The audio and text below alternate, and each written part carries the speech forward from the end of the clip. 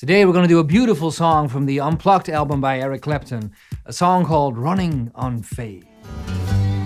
Lately I've been running on faith. What else can a poor boy do?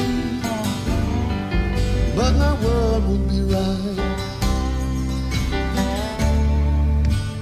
Love comes over you. Running on Faith, beautiful tune. And it wasn't written by Eric himself, rather Jerry Lynn Williams wrote the song. And he also wrote several other songs, hit songs for Eric Clapton. And his version of the song, Jerry Lynn Williams, is actually quite different, the original. Lately I've been running on faith. I mean, what else can a poor boy do? Now, Clapton's version is, of course, a bit more bluesy. And if you want to play that version, you just want to first grab your G chord and figure out how to do the strumming.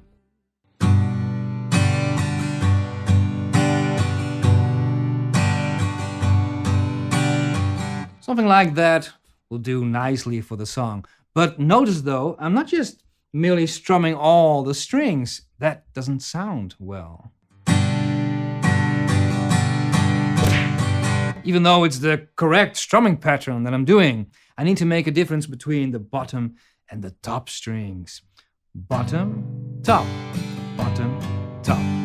That sounds a whole lot better.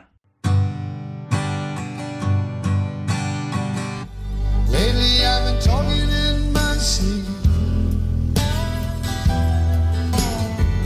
Let's take a look at the chords. Chords fairly easy. Just remember to hold your ring finger onto that D, F sharp.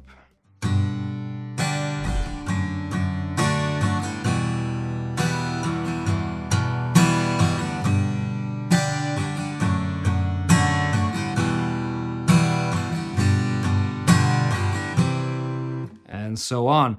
On the E minor though, if you just play that strumming pattern, it's a bit boring, so you want to do something else. You want to do sort of a variation in your strumming.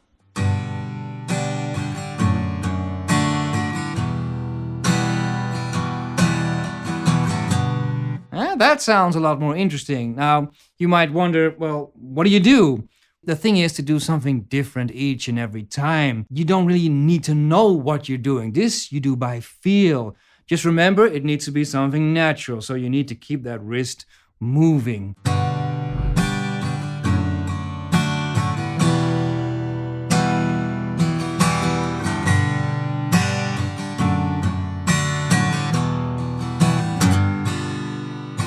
You can tell this G7 is a beautiful chord. It needs to be a moment, so rather than just playing it regularly, I play it a little bit earlier. I slide towards that G7. Then it becomes a little bit more unexpected.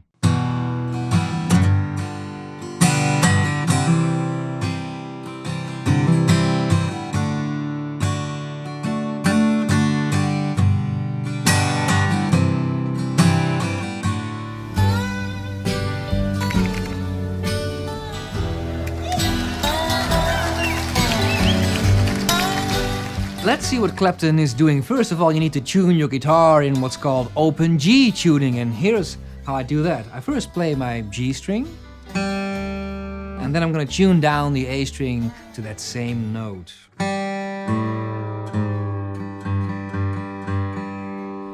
And the same goes for the D string and the top string. D string.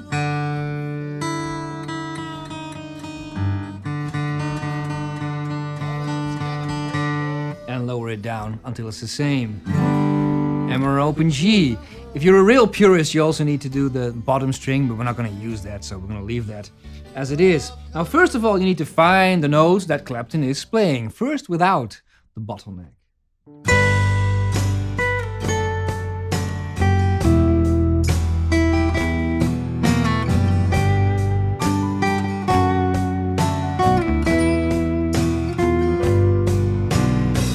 Very easy melodic guitar solo, easy without the bottleneck. With, it's of course a different story. Let's see how it sounds. I have it around my pinky finger, and The main thing in the beginning, if you're not used to this, is to keep your hand relaxed. So the thumb not sticking out around the fretboard, other fingers straight. Here we go.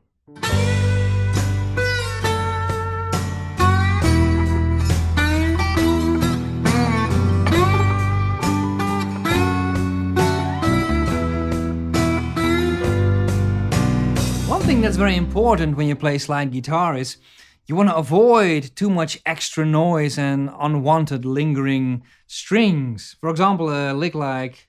It's very easy if you're not careful to do this. Hear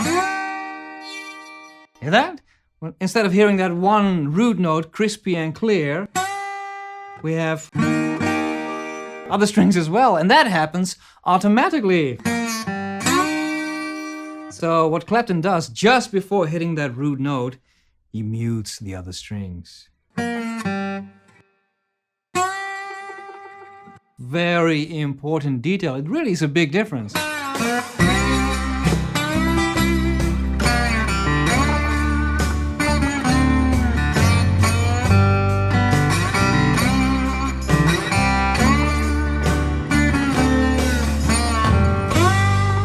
What do you think is the best thing about the guitar? I mean, is it the sound of it, or is it the feel of it, or is it what it can do? I think it's so adaptable. You can carry it around, you can play it in your room, you can amplify it and play it to thousands of people. You can play it with a slide, you can with a bottleneck, and you can play rhythm, you can play lead, you can use it as accompaniment, you can use it as a voice. It has so many uses.